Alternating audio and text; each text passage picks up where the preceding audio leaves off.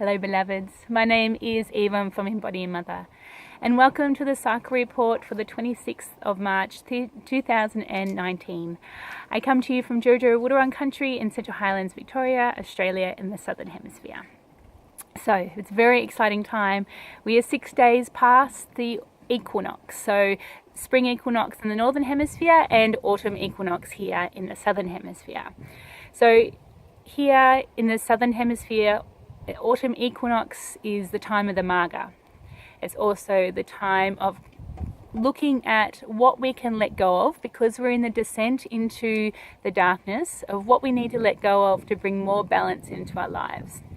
Now, I'm not an astrologer, but I have read and heard a lot about this 0 degrees of Libra that came in on the full moon, which was Thursday, the same day as autumn equinox. And Librans sign is all about the balance, so it's represented by the scales. So we had a double balance, 2 scales of the autumn equinox and the Libra full moon, which feels like a bit of a powerful portal. It was also 0 degrees into the Aries sun sign as well, so there's a lot going on that realm, and I invite you to go and explore that, because it's such good knowledge to have what else is going on. So with the autumn equinox, it's also about the balance between daylight hours and nighttime hours, and now that we are actually 6 days past the autumn equinox, we now are experiencing on this land more darkness than light.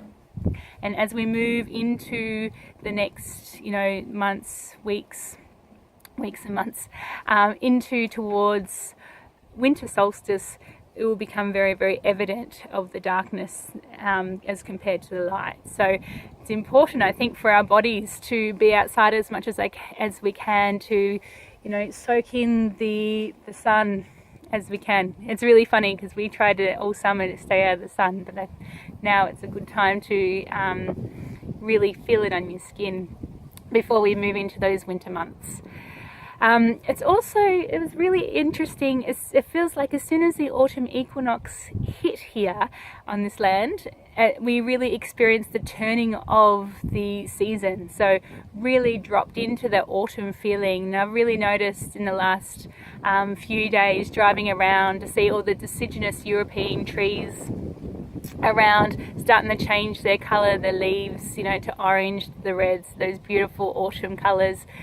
And the pumpkins are starting to die off their leaves, so they're almost ready for harvest, and just picking the last bits of the tomatoes, and still really, really busy and preserving and just sort of savouring the last little bits. So no longer we're at the end of the peach season. The apples are sort of mid-season, so there's a lot still going on. So it's a really the second harvest is well and truly here, and we're looking at the final bits of the harvest season, which the final third harvest is Samhain or Halloween here in the Southern Hemisphere, which falls in sort of late April, early May, which is the astrological Halloween. And we're also under the moon is what we call a disseminating moon, or a waning gibbous moon. So we've passed that peak of energy, which is the autumn equinox, which was on Thursday, and now we're descending that. And we've got a third quarter moon here coming in on this coming Thursday. So we're really starting to feel into the descent, and it won't be long that third quarter moon really is the equivalent of the autumn equinox through that, that third quarter bit of the harvest as we move into the descent. And often at this point in time, and across the cycles, the moon cycle, the life cycle, and the earth cycle, it's, we're in our culture, we are still really trying to be in that early, that spring and that summer where everybody's out and partying and having a really good time. And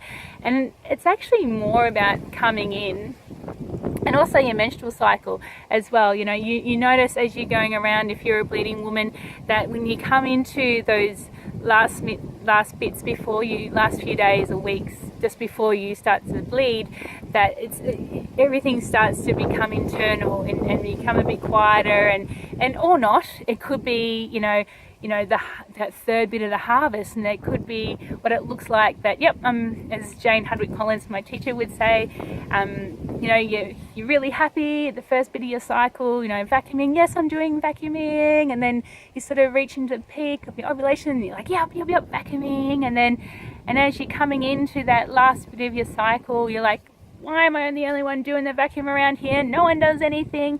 And, it's the build-up of the result of the whole cycle. So this is what we're experiencing now with both the season and the moon moving into that descent.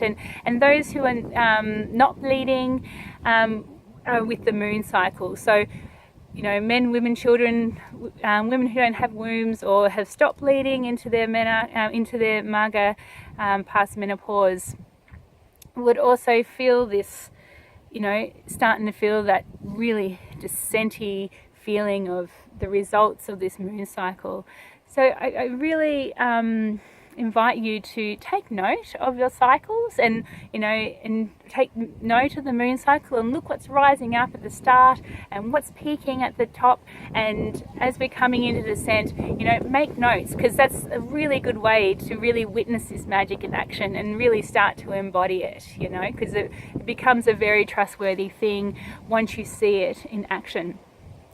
So I am on day 23, which also is a waning body. So I am, probably a week off bleeding, or maybe less than a week. And so I'm starting to feel the murmurs of moving inwards. I had quite a rough day yesterday of just feeling the enormity of, the whole cycle, and especially that peak and the moon, full moon, that was last week, because I was at a full moon gathering, which was very, very awesome, but very, very expansive. So I'm feeling the processing of that and how that feels in my body. So I'm really coming back to my body and feeling that, the enormity of what has just occurred in this blood cycle, but also the moon cycle, because I feel like I'm sort of traveling with the moon a little bit more than I was a few cycles ago. So that's interesting to witness what's coming up. So that is for me, and that's what's happening for me, and then on this land and in the moon. But it's different for everybody, and this is just a map of my map, and it's a terrain, but it's not necessarily your terrain. So it's again, an invitation to really start looking at the cycles and really bring that back to yourself. So it's such good information as to, and I think I mentioned this before, as to when to plan things around it. Plan that when you're bleeding or when the dark moon is, to really have these moments, or almost retreat moments, that you can maybe go to bed earlier, or have a day of rest in there somewhere. And when the full moon or peak ovulation is happening, that's a good time to plan meetings or parties or gatherings or whatever, because you can hold much more energy, and really take note of what's happening at the start of the cycle, because whatever's happening at the start of the cycle really sets the tone for the rest of the cycle. So it's good, robust magic. So the red tent reflective journal questions for this week would be: what has come up in your second harvest? So this harvest of Mabon, or Autumn Equinox. And what are your reflections from the recent full moon? Because I really feel like it was a huge full moon, not just, there was a lot of energy behind, and a lot of things shifting and changing, and then it feels like there's lots going on around us anyway, in terms of stepping into the expansion there. So it'd be really interesting to sit down and note, what are your reflections from the full moon past last Thursday. So with that, from my heart to your heart, I really truly hope that you know how deeply loved you are and how deeply held you are. May your days be blessed and full of beauty. Thank you for listening. So much love.